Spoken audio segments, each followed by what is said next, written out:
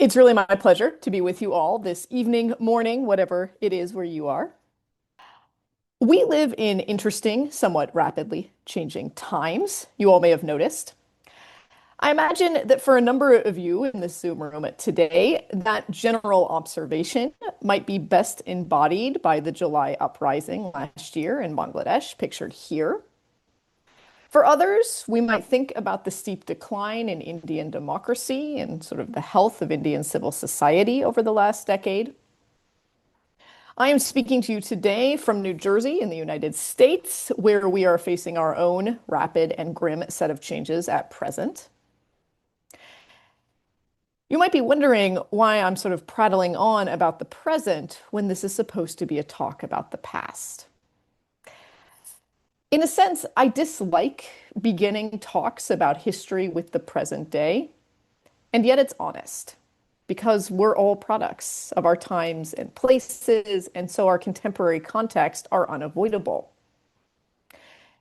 History can help us understand better our own contingent ways of being, how we got to these specific places we are politically and socially.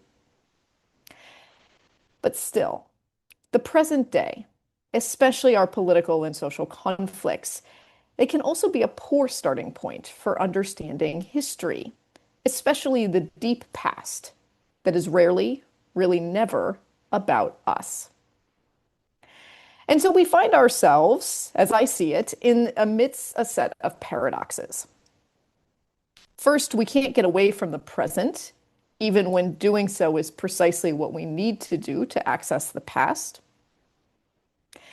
Second is that one of the promises of studying history is precisely to contextualize our present.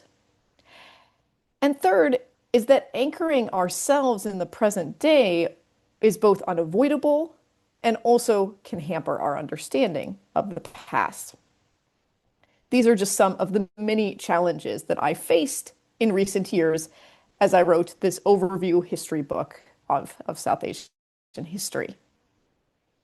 So I published the book in June this year, so not even 2 months ago. I spent about 5 years writing this book, India, 5,000 Years of History on the Subcontinent. My general goal was straightforward enough: to introduce South Asian history to a variety of readers, especially undergraduates in a classroom context and educated, interested adults outside the classroom. Nobody has written an overview history of South Asia for a couple of decades. Okay, there have been books covering more specific time ranges, such as modern South Asia or medieval or early modern, but not the whole thing. 5,000 years or nearly that anyways.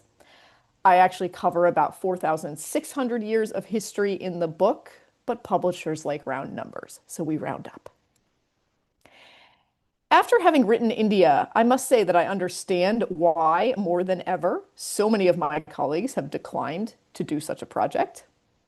And yet, despite the difficulties, I do hope and I think that the end result is worth it. So today, what I want to do is basically introduce you all to my India book and some key aspects of my methodology therein, all the while reflecting on the book's achievements and challenges. And I'll begin with some vocabulary issues, because you may have noticed I'm already going back and forth between India and South Asia pretty freely. So in the contract to write the book, we inked this contract in 2020. We actually provisionally titled the book South Asia, but as I worked, I called it India. As you all will know, there are a ton of other names for the region or parts thereof. Some of these are drawn from pre-modern sources, like Hindustan or Bharatavarsha or Jambudvipa or Al-Hind. Others are drawn from modern states, like Pakistan and Bangladesh.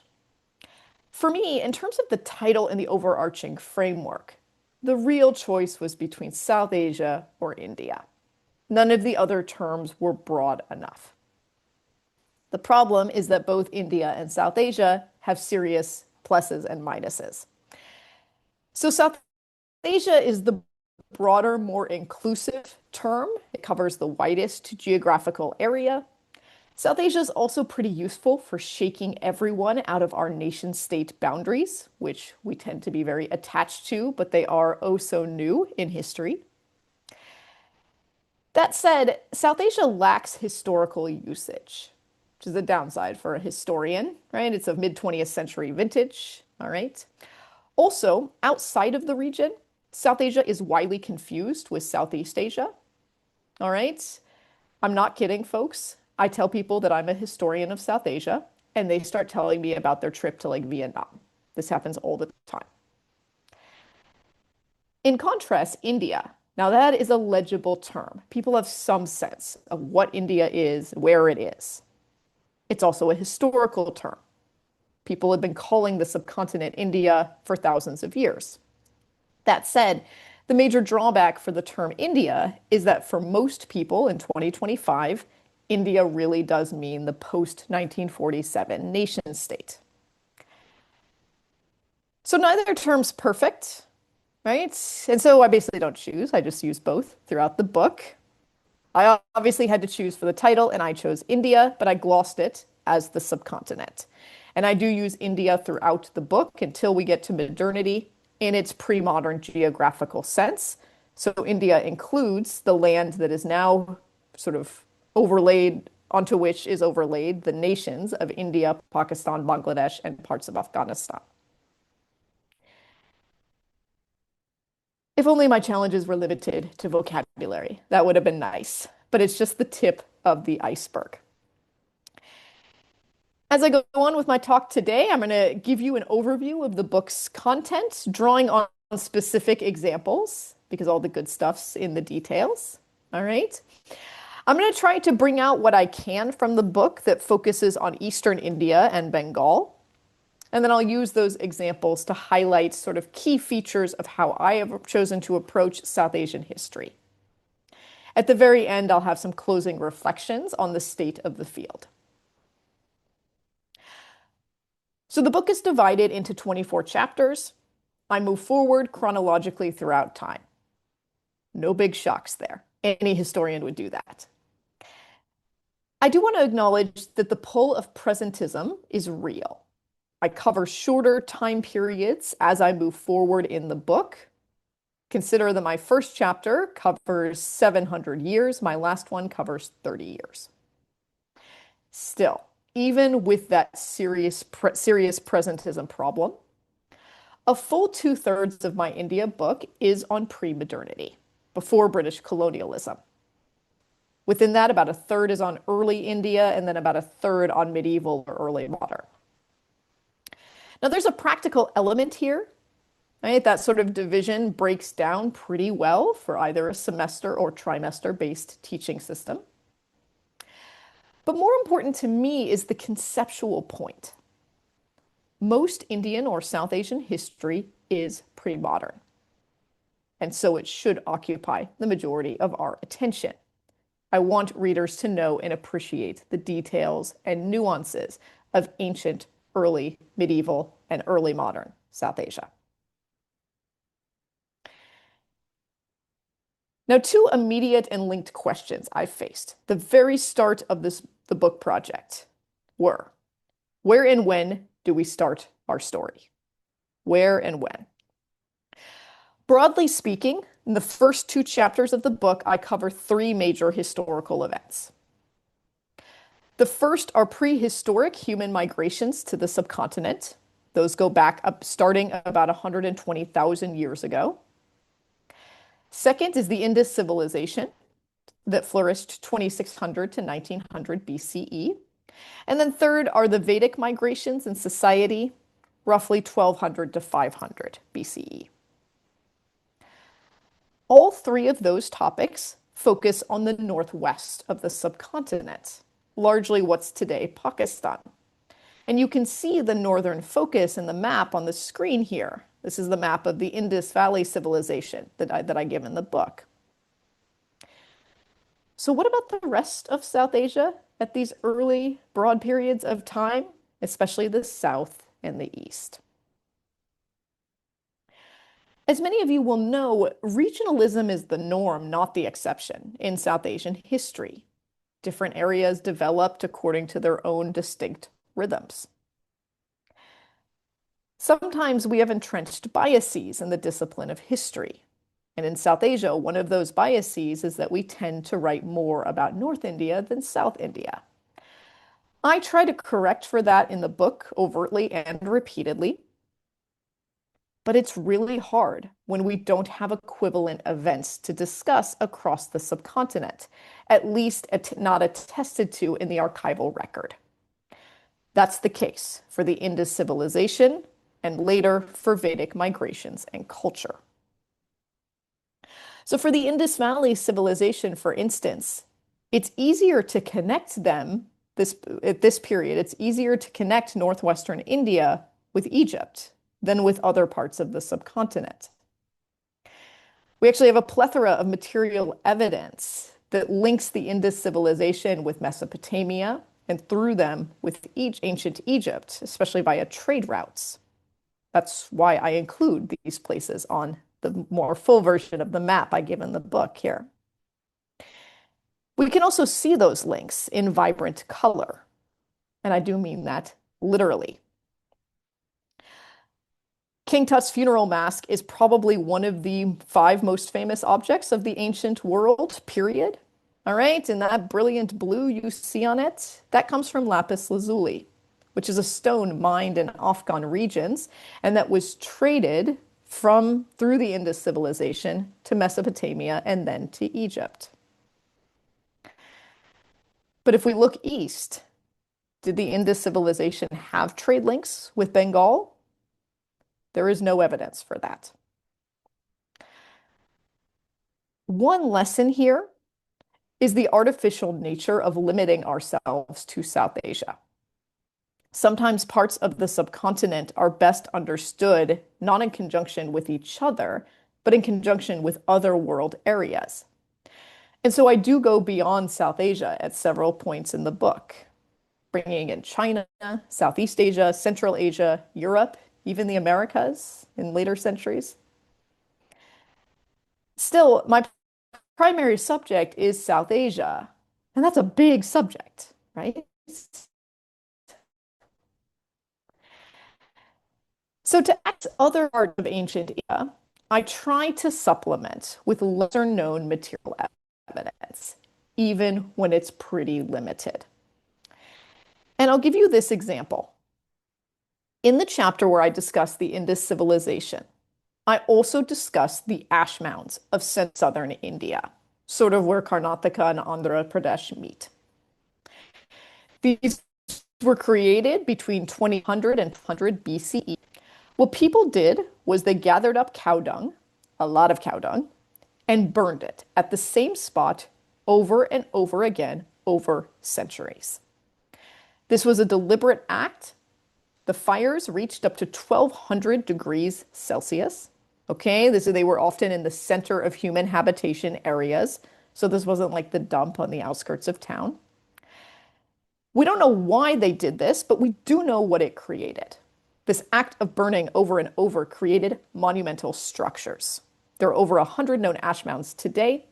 The largest is about 10 meters high and 130 meters across. Right? You can see one in the landscape here, right? You still can't farm on these ash mounds thousands of years later.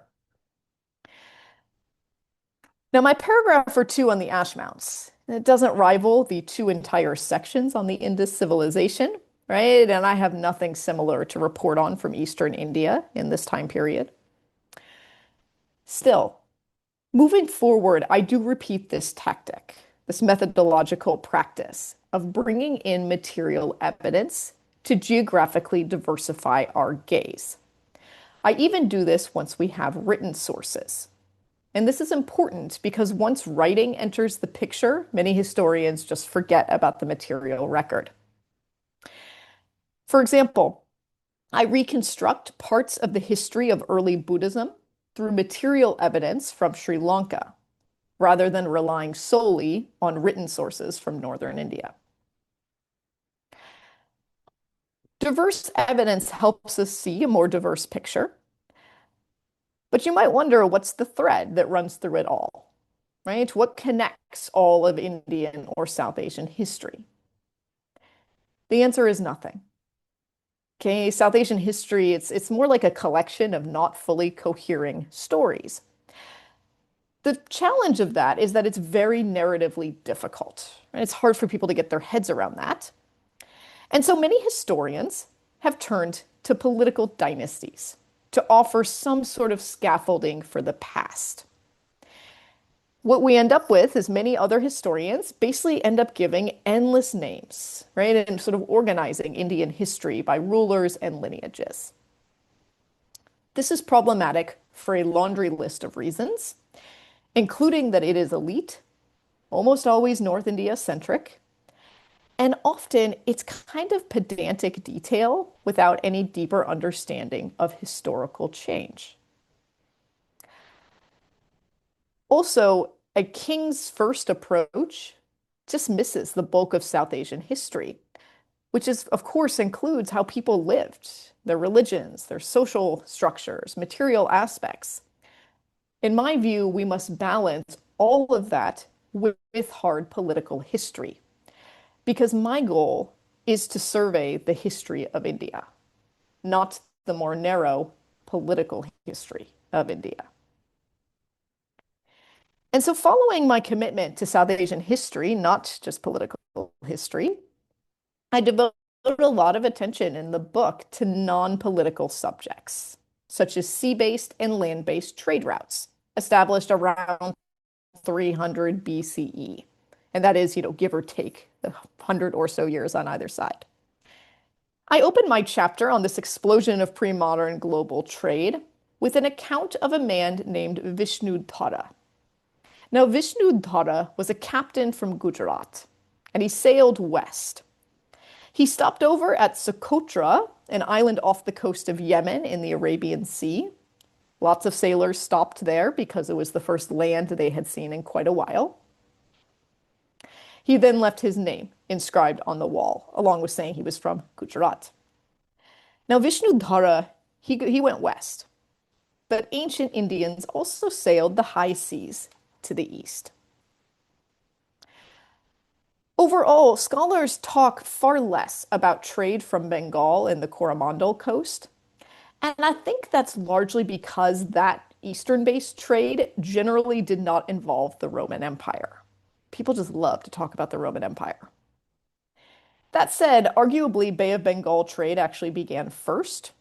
It featured all kinds of goods, beads, spices, gold. Indians traded with their counterparts on the Malay Peninsula, Sumatra, Indonesia, Taiwan, the Philippines, so forth. As you can see from my red markers on the map here, Indians, or at least material goods from the subcontinent, they reached as far as Vietnam by the 200s CE. Now, one of Eastern India's most popular exports in the early days was one of the smallest in size, the Indo-Pacific beads. These colorful beads, they're made by a process of drawing glass that was developed in a village in Tamil Nadu. People loved them. They were widely sought after, and so they're found across a pretty wide geographical area, hence the modern name, Indo-Pacific. Now, this sort of material evidence, it's not big, it's not super flashy, but it helps us place India in a wider global context, and it also tells us about Indians at home. Those who actually made these beads, probably most of them never left their villages, but they too were part of global sea trade networks. Bengal first comes up in my book in any sort of substantive way when I discuss these beads and early sea trade routes in general. But it's certainly not the last time that I turn my attention to the region.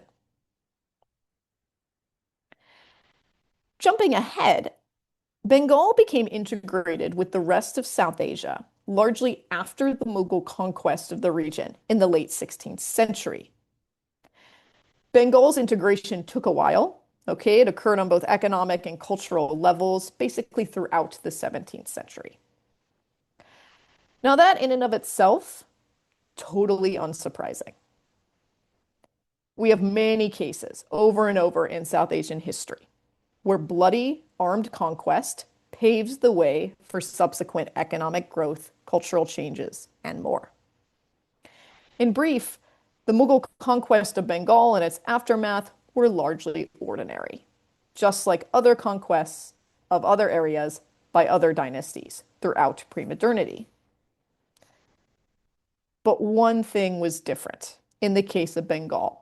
I mean, I'm sure more than one thing was different, but one thing I'm going to draw your attention to, which is that after the Mughal conquest, large numbers of Bengalis converted to Islam. Now, Islam was by no means new to South Asia. It had been introduced to South Asia via land-based and sea-based trade routes in the north and south, respectively, by 700 CE. So Islam had been a South Asian religion for nearly a millennium by the time the Mughals conquered Bengal. The Mughals did not run state conversion programs, nor did other Indo-Muslim rulers. Okay, conversion was generally fine as a personal choice by India's many different Indo-Muslim kings, but it wasn't a big priority. As a result, generally speaking, Islam remained a minority choice. As you all will know, this continued into modernity. As of 1940, Muslims were a minority in most parts of the subcontinent, with only really two exceptions: the Northwest, which became Pakistan, and the Northeast, which became East Pakistan and later Bangladesh. Now, the reasons for Islam's sort of social dominance in the Northwest are different through a process that took a lot longer. So I'm going to leave that aside here. Instead, I want to ask, as I do in the book, what explains the unusual, really never to be kind of echoed decision of large numbers of Bengalis to become Muslim in the 1600s? As I said, it wasn't due to state incentives. Those didn't exist. Also, it wasn't due to Sufis. People sometimes think that, okay? Because Sufis were all over India and had been for centuries. We need a causality that is specific to Bengal in this period of time, and Sufis aren't it.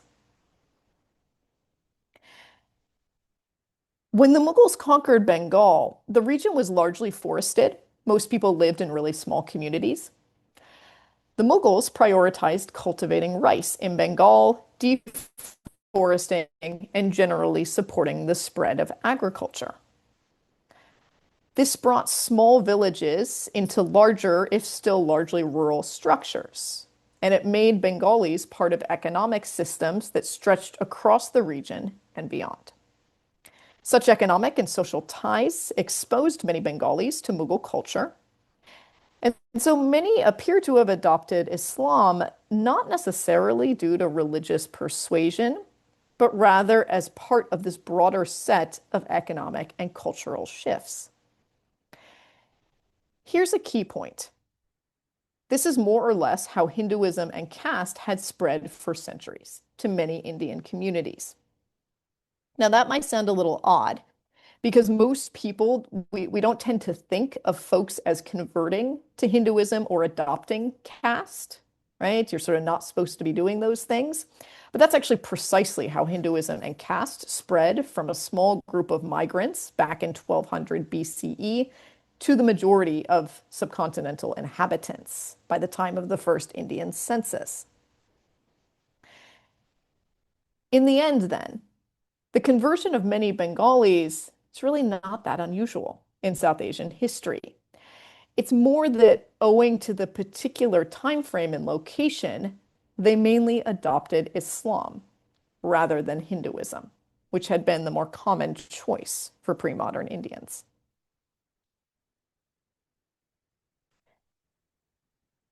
Now, of course, Bengal features in my book when I discuss colonialism, right? As we all know, the British based themselves in large part in Calcutta in their early days. And so they had profound influence over Bengal far earlier than in many other parts of the subcontinent. I make a pretty substantial methodological departure from many of my colleagues, however, in how I cover colonialism. Because so often, South Asian history focuses on those from the region, right? On South Asians, until we get to British colonial rule. And then suddenly, Indian names kind of disappear from the story, and all we hear about are Clive and Halhead, Mackenzie and Jones have agency during colonialism. I reject that framework. I think it's ahistorical and unethical. My book, it's a history about Indians and South Asians, and so I represent them accurately as having agency throughout, including during British colonial rule. That doesn't mean there weren't restrictions and pressures and things like that, but there was still choice. Now, maybe that sounds good to you, even empowering in the abstract, but consider what my commitment to centering South Asian agency within a book of South Asian history means. One thing it meant is that I had to grapple with the wide variety of South Asian responses to British colonial power.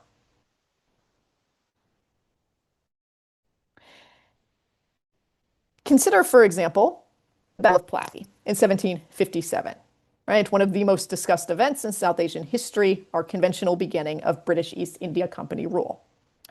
Of course, I talk about the British. I talk about the role at Plassey. Of course, I mention Siraj ud-Daulah, whom the British sought to overthrow. I also mention the Jagat-Sets and the Baisaks. These are two families in Calcutta that bankrolled the British East India Company going into that battle. In subsequent decades, they profited robustly from colonial expansion.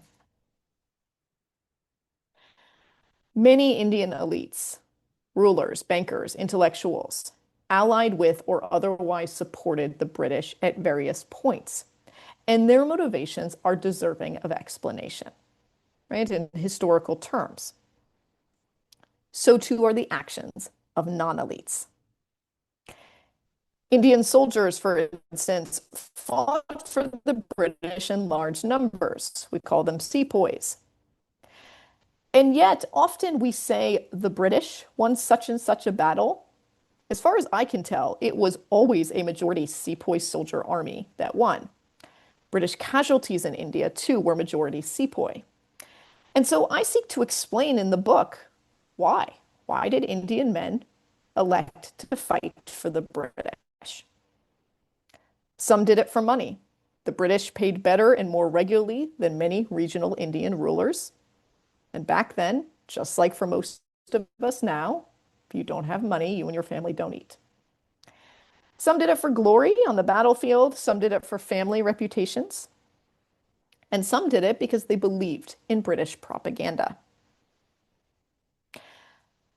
Regardless of their exact set of reasons, all sepoys were supported in their decision to fight for the British by a long-standing Indian custom of fighting for various rulers of various religious and ethnic backgrounds.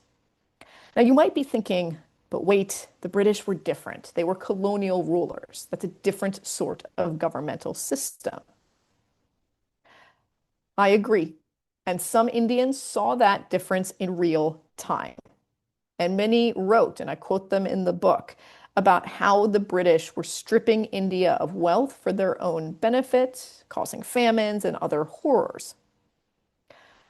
But other Indians didn't see it that way, or they didn't care.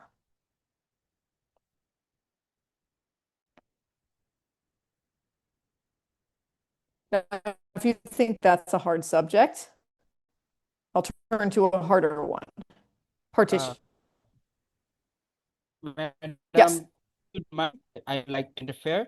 Before diving the harder parts, I want to like 1 minute from yourself. We have some technical issue. All right. Oh, Thank yeah, you very I'll much. pause. Brother Aptahi, on you. Brother Aptahi, when you are done, please let me know.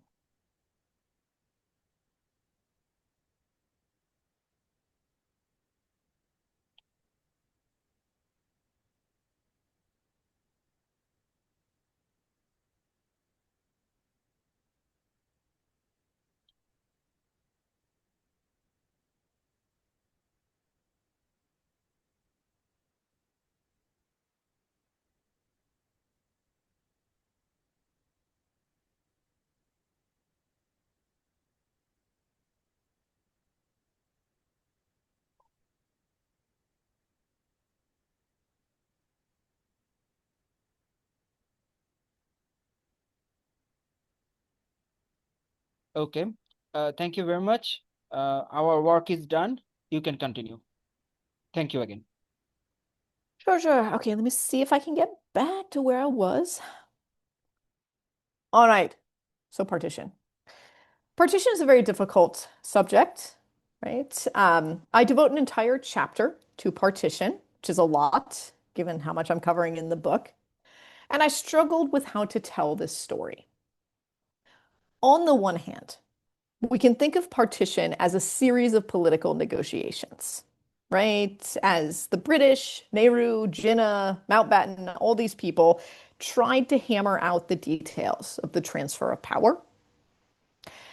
That political story is important.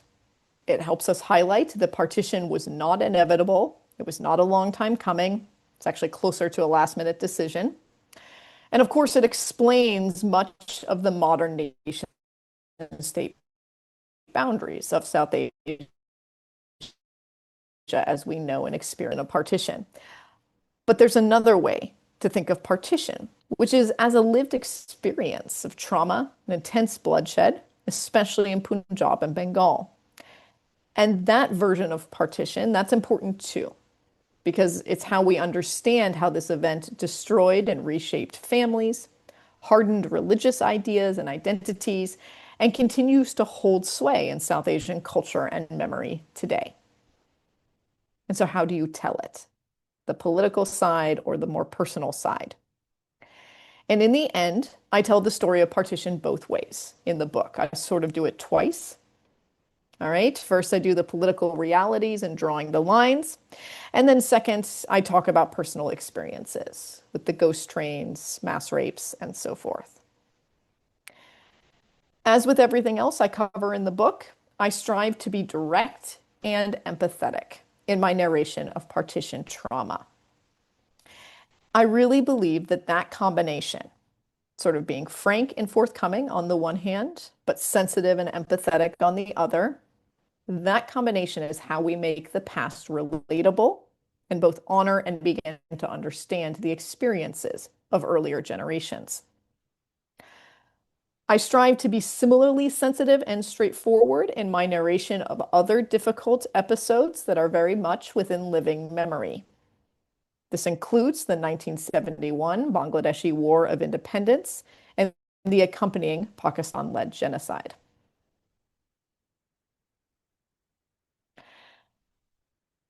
The final chapter of the book focuses roughly on 1990 to 2020.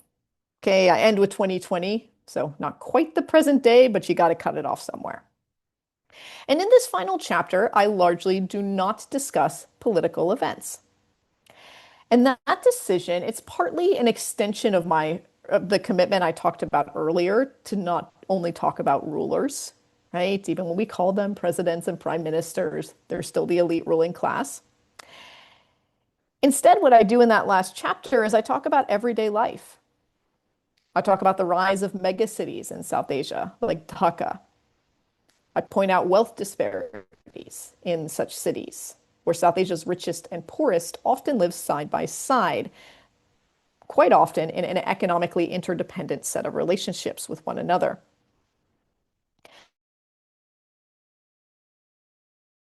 I discuss remittances sent home by diaspora members that are important in many South Asian economies. I also talk about social issues like literacy rates and birth rates and trends. I imagine that some will criticize me for those choices and basically for not just listing political events of the last 30 to 35 years. I can live with that criticism. And that's because when one is writing well, covering history is a bit of a zero-sum game. For every political event I included in the pages of the book, I had to omit something else, a cultural shift, a linguistic development, a fashion change, so forth. All of that matters too. I told you all earlier I had some anxieties about where to start the book. Also felt anxiety about the sort of looming question throughout the project, which is how do you end it? I decided on climate change as the book's endpoint. And in part, that's because climate change is like the one issue I feel comfortable stating as a historian will be a major shaping force in South Asian life in the coming decades. As you all know, historians, we're not like big on predicting the future, but even I'm comfortable with the climate change being a big deal thing.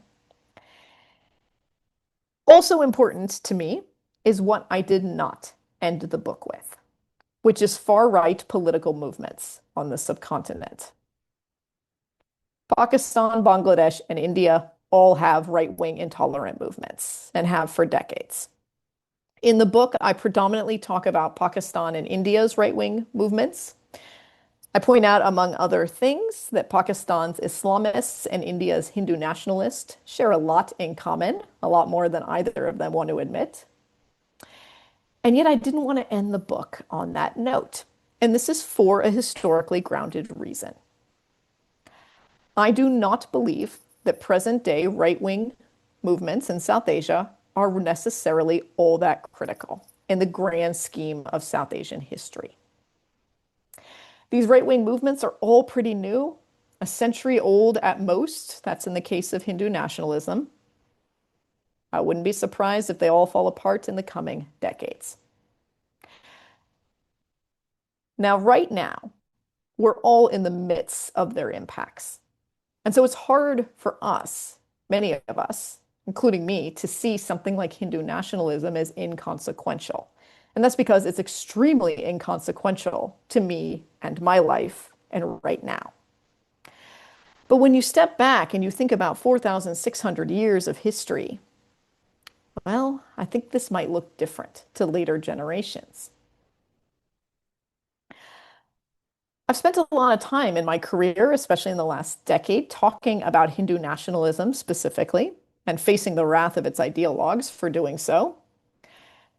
But in my mind, it's critical to remain clear-eyed about both the immediate visceral threats of these far-right ideologies, as well as their historical significance or likely lack thereof, right? Both can be true. As I told you all before, history is not always about us, right? And so this brings me to my closing reflections. Basically, where are we today as 21st century people trying to recover and understand something of the longue durée of Indian or South Asian history? I have three basic points that I'll make in closing. The first point is that we are not post-truth. Okay, at least I am not post-truth. All right. I do accept the basic criticisms of objectivity. You know, it seems more of an ideal more than a hard reality. But still, history is about real people and real events. And anyone who tells you otherwise has spent too much time reading theory and too little time doing real historical research. Part of the power of books like mine is that they offer true narratives. Other historians may well come along, they may well disagree with me on some interpretive details, but our collective claim to be talking about real events in the real past, that matters. My second general observation is that we need more, not less, from professional historians at this moment, even while that is hard. So I want to note that earlier generations have done a great job. In my classes, I teach an overview of South Asian history every year. I still teach Pramila Topper's Early India. Some of you may be familiar with that book. It was first published in the 1960s. That book, that has withstood the test of time, right? It's still got legs, the better part of a century later. What we need in my generation and in the next generation is to build on that. And that means doing two things. One is producing specialist scholarship where we speak largely to each other. That would be my first and third books, largely for me. And then the second are books like this, where we try to appeal to a wider audience.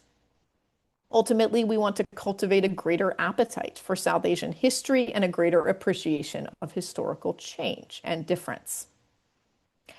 And that last point about appreciating change and difference, it's really critical. And it allows me to underscore the need for professional historians to be involved. Okay, South Asian history has attracted a lot of popular historians, and many of them do a very nice job at telling stories. But overall, they lack an understanding of causality, and nearly all popular historians lack the ability to do primary source research, at least outside of English, right? That's essential to the historian's craft. It's not window dressing, it's the foundation. My final thought for today is that the path forward is long and promising. All right, maybe it sounds a bit cliched, but South Asian history sort of expands over time, right? Every minute that passes, there's more of the past, right? And so our job is never done. Also, reinterpreting the deep past, that's never done either. In my view, there will never be a single definitive like history book of India or South Asia. My publishers may tell you that that's my book because we're trying to sell the book, okay? But really, history is about continually reinterpreting the past, making more connections, seeing causality better, formulating an ever more nuanced story. It's never complete.